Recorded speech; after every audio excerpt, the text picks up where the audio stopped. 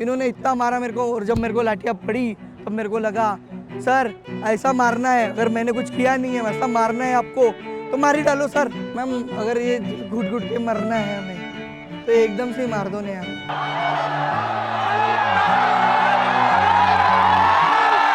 इन्होंने 25-30 लोगों ने मिलके मारा है मेरे को। एमएलएज, एमपीज, मंत्री, प्रधानमंत्री, इनके लिए ही काम कर रही है फोर्सेस। सर हमको जाने दीजिए, वो फोर्स करने लगे, जाने दीजिए। उन्होंने कुछ भी गलत नहीं किया था, वो जाने की कोशिश कर रहे थे बस। इन्होंने क्या किया, लाठी चार्ज कर दी। इन्होंने लाठी चार्ज कर दी वो 4-5 लोगों पे, और मैं बाजू में खड़ा था, मेरे ऊपर भी लाठी चार्ज कर दी।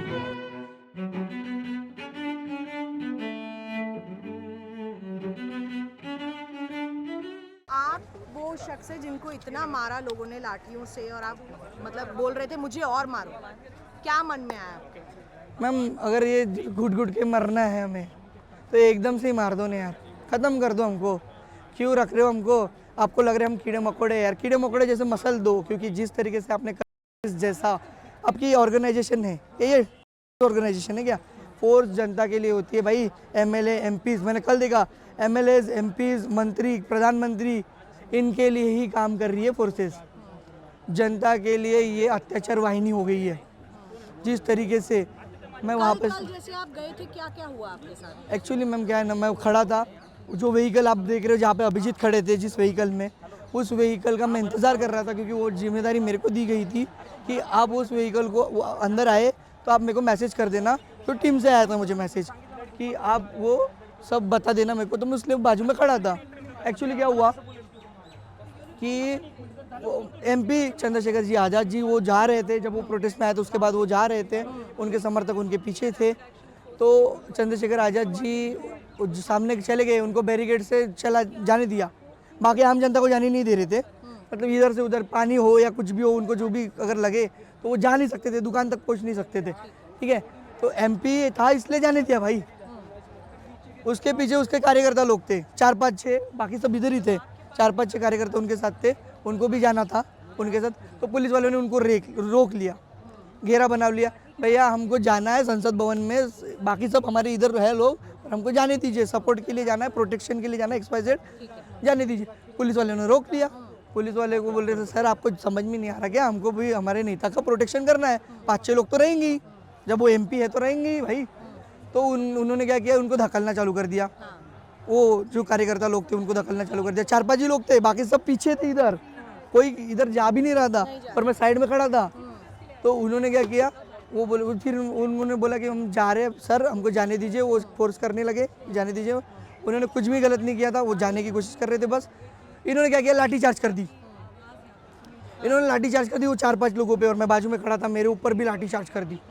मेरे बाजू में उधर साइड लोग थे, मैं तो बहुत दूर था लोगों से, लोग पीछे थे, मैं बहुत आगे था, यहाँ पे थोड़ा ही सामने, पता अलग से खड़ा था अपना, वो गाड़ी का इंतजार कर रहा था।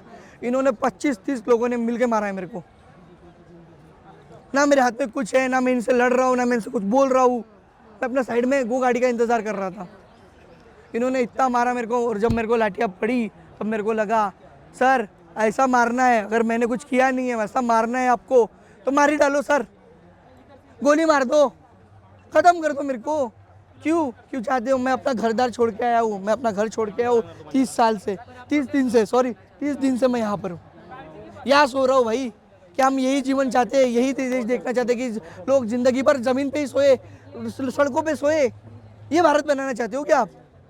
आंदोलन को पूरी तरह से ख़त्म करने के लिए इन्होंने जो कल प्रयास किया, जो ऑर्गेनाइजेशन जैसा काम किया, BJP के लोग, RSS के लोग जो वर्दी में आए थे, समझो एक एग्जाम्पल बता रहा हूँ, इनके नेम प्लेट्स नहीं थे, मुंह पे मास्क थे, और सिविल यूनिफॉर्म में भी BJP और RSS के लोग डंडे ढूंढे लेके लोगों को मार रहे थे।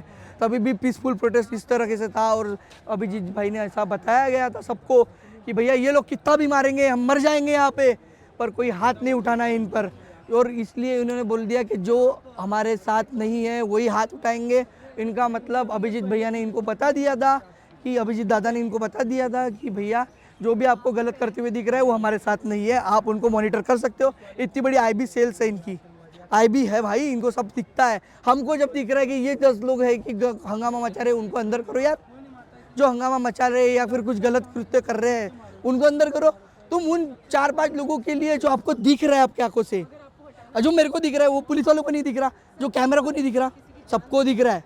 भाई साहब आई भी जब देश में इतना सब कुछ हो रहा है, हमको आतंकवादी घोषित कर दिया जाता है, पाकिस्तान को पाकिस्तानी घोषित कर दिया जाता है, बांग्लादेशी घोषित कर दिया जाता है, तो आपको ये नहीं दिख रहा कि ये 4-5 लोग 10 लोग जो अलग लेवल पे दिख रहे हैं, आप उनको मारिए, उनको अरेस्ट कीजिए। तो आपका जो वीडियो इन्होंने देखा, सबको मारा, क्योंकि कल सबको। इंटरनेट शटडाउन था, बहुत लोग वीडियो और नहीं मारा देख इस- पाए। जब वीडियो देखा आपका तो लोगों के मन में आया कि ये अकेला एक आदमी लाठियों से डर नहीं रहा है, लाठियां लगातार खा रहा है, बोल रहा है मुझे और लाठी मार। तो लोगों को बुरा लगा ये देखकर, और लोग सोच रहे थे कि किस तरीके का व्यवहार किया जा रहा है जो प्रोटेस्टर्स हैं, आंदोलनकारी हैं यहाँ पर। देखिए क्या मैसेज आप देना चाहते हो? देखिए मैम,